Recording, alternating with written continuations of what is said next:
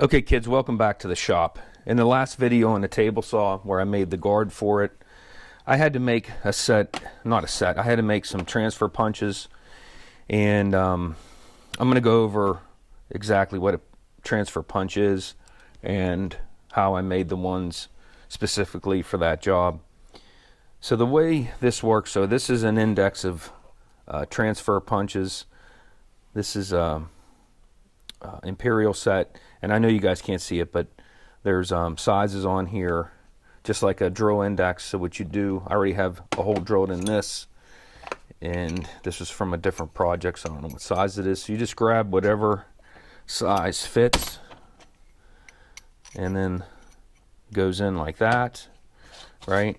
And then you go like this, hold it square as you can, and you give it a hit, and hopefully you guys can see that. Now the advantage is it fits this hole perfect, right? Now if you're using a punch like this, you can't get it centered, right? So you might be off a little bit and you didn't even realize it. Now the bolt won't fit, or nothing will line up. Or if you do one of these numbers and then you go like this, same thing, look, right? So that's what's nice about a transfer punch. You know, these are cheap. You get them on, you know, my favorite place, Amazon. And then obviously the deeper the hole, the better stability.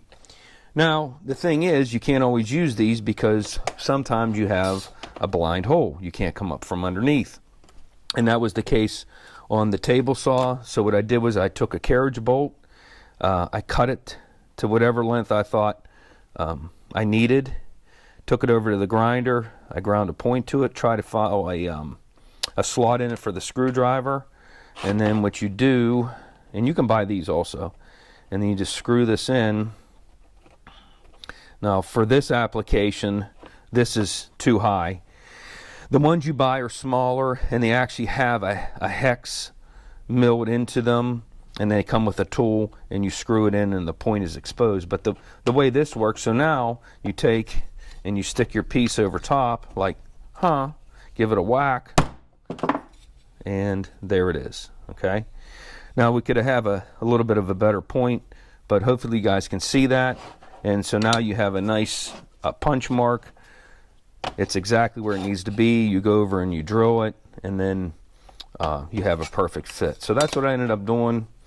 So that was just a quick and dirty on a transfer punch, what they are, how to use them, and then if you have to make one, they're simple.